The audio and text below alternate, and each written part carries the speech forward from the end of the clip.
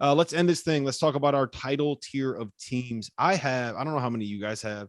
I wrote 11 down. I have 11 teams. And Really? I'm missing some teams that you might think are a little bit higher than other places. So T.O., since you just said wow, it means your list is probably going to be short. So I'm going to go to you first on this one. It's shorter. Give me your list of the teams that can win a title this year. All right. Even though they just lost 2 in a row, Baylor is part of my list. Purdue, because they're eventually I just have too much faith in Painter and all those guys. They have one of the fastest human beings on the planet with the ball in his hands. Jaden Ivey and all that size, and Trevion Williams. Some of those passes he makes, guys, just warm my heart, because I would usually be the guy on the opposite wing waiting for a post pass like that. And Trevor Booker could make them, but not like Trevion Williams. So I love that. Auburn can win it. We've already talked about them. Duke, with 5 potential first round draft picks on that roster, talent wins in the NCAA tournament. They'll be able to overwhelm you. AJ Griffin has been awesome. Not kind of good, awesome over the last few games. Ultimate difference maker for him. He makes shots and he's great. Yeah.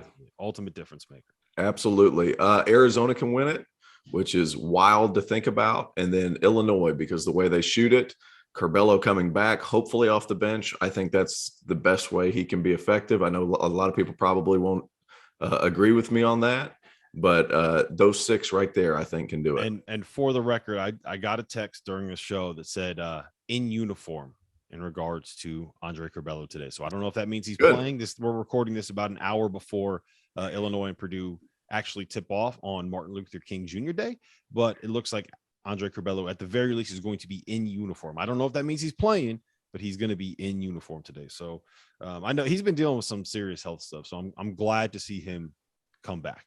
Good for the kid. I want to see these kids have fun and enjoy their time. Is that it? We hit everyone. You had 6, right? I had 6. Yeah, I got 6. It was Auburn, Duke, Gonzaga, Baylor, Arizona, and Illinois, and Purdue. You had Purdue in there too. In Purdue, yep. So 7. That's 6. Baylor, Purdue, Auburn, Duke, Arizona, Illinois. Which did you say an extra one? I don't remember. Gonzaga. You didn't have Gonzaga. No Gonzaga. No Gonzaga. Wow. T.O. with the hot take. All right, Fanta, give me your title tier teams. I have 10, 2 tiers of 5. Okay. And to not go too long, for a lot of the reasons that Terrence listed. So let's just give it to you right now. Here's the list. We love lists. These are the 10 teams that I think can win a national championship. Tier 1, 5 teams. Duke, Auburn, Arizona, Baylor, Gonzaga. Those are the 5 teams I feel most confident in. Baylor for their defense, Duke as well for their defensive ability. You talked about A.J. Griffin and the fact that Paolo Banchero can do what he does. Auburn for their tempo, for the player Jabari Smith.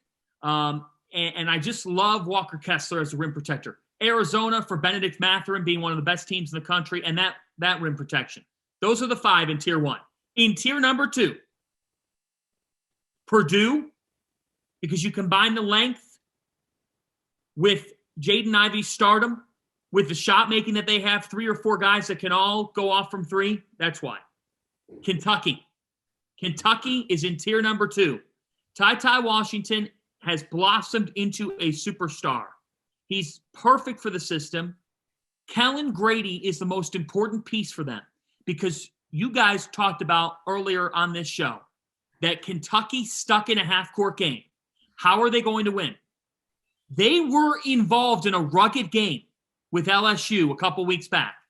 And Wheeler and Washington, as T.O. had somewhere, Wheeler and Washington both exiting that game late. LSU beat them 65-60.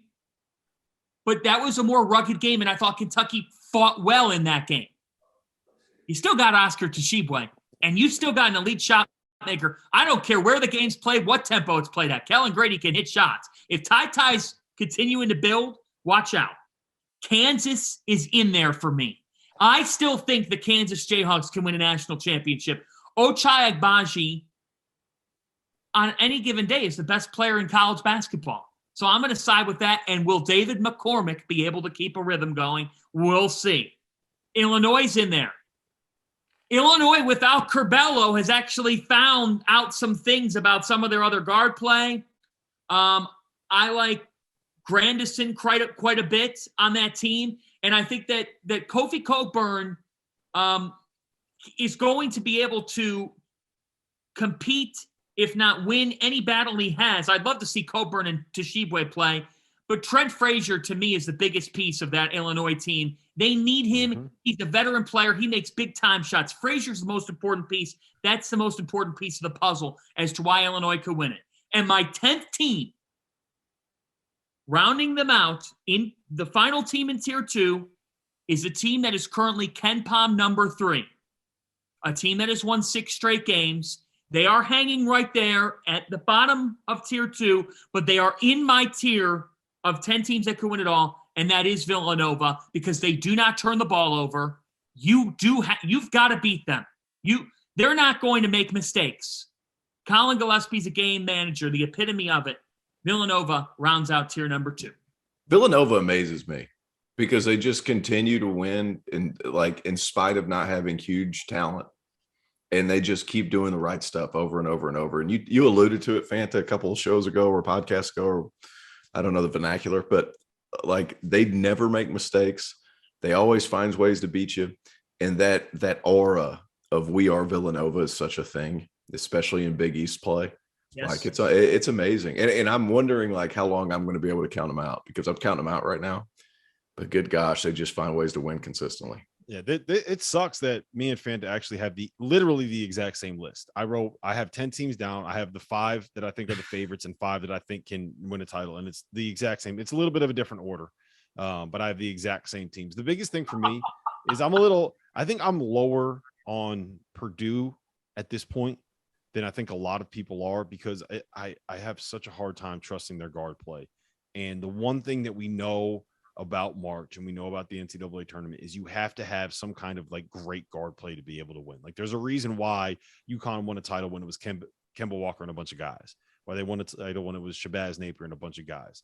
If you go back over the years and look at the teams that have won national titles, they all have had not just one great point guard, but most of them had 2 great point guards over the course of the last decade. So it's difficult for me to fully buy into a team like Purdue, where I'm like, I don't even know if they have one great point guard on that roster or one good point guard on that roster, So I need Jaden Ivey to take a step before I fully buy in on them. Same thing with Kansas, right? Like I need Remy Martin to be back healthy. I need David McCormick to be the guy that he was on Saturday. I need Jalen Wilson to be the guy that he was on Saturday. But when you have, I think the pieces are all there for Kansas, right? Like if you tell me Remy Martin, Christian Braun, Oshai Agbaji, Jalen Wilson, David McCormick are all playing their best and coached by Bill Self, like that team is fucking good, right? Now, I don't know if they're going to get there, but you can't tell me that a team with those 5 guys and that head coach is going to find a way to play some of their best basketball in March. And if they are playing their best basketball in March, like you have to buy into that, right? Like I just don't know how you can't. I have one X factor written down, and I'm curious your guys' opinion on this, because I think that they are another team that's kind of being undervalued by college basketball fandom at large, and that's Wisconsin. I think outside of like maybe 3 teams, Wisconsin is going to have the best player on the floor every time that they play. We've seen them have full blow-up games. Tyler Wall has taken a step forward. Brad Davison. I mean, look, I hate on the kid as much as anyone, but like it's all for like the stuff he does on the court. It's not for what he can actually do when he's playing. And I mean, he's hitting big shots. He's coming off of screens. He's tough. There's a leadership aspect there. I think he's such an undervalued piece for what that Wisconsin team is. He's a really good player. He's a really good. He shoots the hell out of it. They run him off of screens. He opens stuff up. He's tough. You're good. You're going to get at least 3 to 4 turnovers because of all the flopping stuff that he does. Like he's a very, very valuable player that helps you win basketball games. I don't like the flopping shit that he does. I think that he's he pulls some, I don't know if I want to call him dirty, but like there's too many times that he's hit another dude in the nuts for me to not say that at some point it's got to be kind of intentional, right? At some point you kind of have to say that, but he helps them win, man. Like you can't ignore the wins that he provides and what he provides there. Again, I don't know if I trust their point guard play, but I also think that when it comes down to it, Johnny Davis is actually their point guard. So Wisconsin to me is a team, like you always want to find those teams that have the one dude that can carry you on a run through March. And like, if there's one guy that I trust to be able to do that, it's Johnny Davis. So to me, I rarely have a list of teams that can win it that's this deep. I don't think that there's one team that can't be beaten in college. Everyone's got a flaw. Everyone's got something wrong with them, right? So it's like the first season of America's Next Top Model, right? Everyone's got a flaw before they started. I just think there's a lot of really, really good teams this year as a result of kids coming back, and they're just a boatload of experience. Yes. Like I also think flaws get exposed when the sport is better. Like if that makes sense, right? Like you're going to be able to see more crazy things happen if you've got better teams near the top or at the top of the country. So it's fun.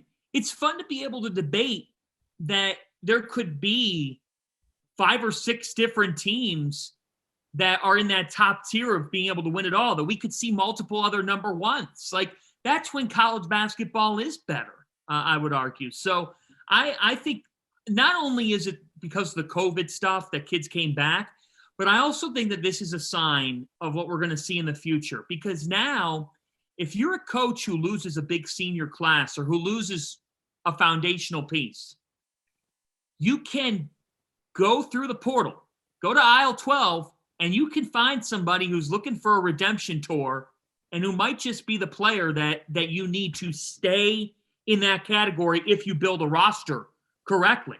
So the portal changes everything in this sport. There's going to be more national championship contenders year after year because of the transfer portal. I really feel that way. Yeah, and it's not just the fact that the portal exists. It's the fact that you didn't have red shirts because of transfers this season, right? Like normally all of these kids would have been sitting out for a year, and you have like 30 players that would have been contributing pieces on really good teams that you needed that weren't playing, and now they're actually able to play. So I think that helps the sport as well. And again, we talk about the NIL stuff all the time.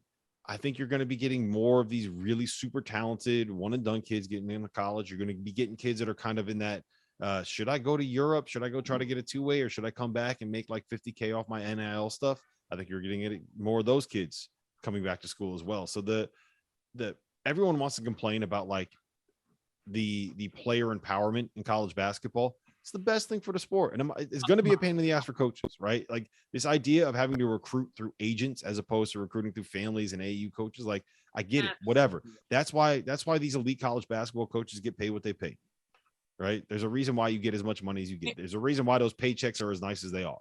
And look, there's a lot of coaches that listen to this. I know what your paychecks are like when you're coaching at the highest level. So it is what it is, man. Just adapt with the times. You got to do what you got to do. It's a great thing for the sport. Fulkerson. Look at Fulkerson. Like Fulkerson, I have a roundabout idea of what he's making through some of his NIL stuff. And it's more than a first-year contract in Europe. And that's where he would have ended up. So like Well, for the record, like Fulkerson might have to get some fines to those NIL deals if he keeps putting up 0 points, 0 rebounds, and 3 turnovers. Hey, Fulkerson, man, you got to get it together. He's been sick, man. He's been really sick. Hey, Baker Mayfield threw another interception just now, and he's on every progressive ad known to man. So performance compared to commercial. I have a question for T.O. Yeah. I have a John from New Jersey asking a question to Terrence. First time, long time, T.O. Right. First time, long time. My question is, as a former player, the ebbs and flows of basketball, how the game evolved, how it's evolved here. You're probably fascinated to see how the game's evolved even in the last 10 years. Yeah. Beyond the 3-point arc. How much of this also might be that today's 18 to 21-year-old has adapted where the sport was going maybe 5 or 6 years ago, but that kid at the youth level didn't have the same road as the kid now playing college basketball has to better adapt and not make the college game look ugly, if that question makes sense. So what you're asking me is, why is talent better now compared to, is that kind of what you're asking me? Like why is talent able to adapt now? Because we're getting bigger kids that are more skilled? That, and I just think 5 or 6 years ago, I talked to some people sometimes and they'd say, God, the college product can be dreadful at times. Yep. And I don't think in 21, 22, you could say that it's dreadful. I think the product of games is good. It's really good. It's really good. I actually had this exact conversation with the guy named Nick Rajicic, who's kind of like the Skip Bayless of Sweden for college basketball. And he's like, hey, man, it's amazing. Basketball is exploding in Sweden. And Sweden's not typically a huge basketball country. But because of Instagram and Snapchat and the accessibility it is for all these kids, like I was sitting there thinking about, I had to do the workouts that my dad taught me because we didn't know any better. I had to do the workouts that my coaches told me to do because I didn't know any better. Now these kids are seeing all these workouts and all these different things that people are working on. So like you're getting a bigger, you're exposed to so much more information and how you can get better. And what happens is there's a lot of people playing basketball. These 6'6" kids that were 6'6" in middle school, they were told to get down on the block. Now they're watching all these people on YouTube going through all these drills. They're like, why can't I do that? That looks a lot more fun anyway. And so you're getting a better product as a result. So I think that has a lot to do with it. I really do. Like the exposure that you can get and things you can work out on, it's tremendously different. Like how many kids, even 10 years ago, when I was playing in Sweden, when it was starting to grow, basketball was starting to grow more and more and more. Like, was it a huge point of emphasis, all these things? No. But kids, like, because of Snapchat, because of Instagram, like they see all these snippets. So now they're even more interested, and it just keeps going and going and going. And now after he's piqued his interest, he gets to find out, well, what do they do? And then you can kind of carry on from that. I think that has a lot to do with it. Thanks for taking my call. You're welcome. Well, listen, guys, we've been here for an hour. This has been fun. This has been the DTF podcast for Terrence Oglesby, for John Fanta. My name is Rob Dauster. We'll see you guys again next Monday.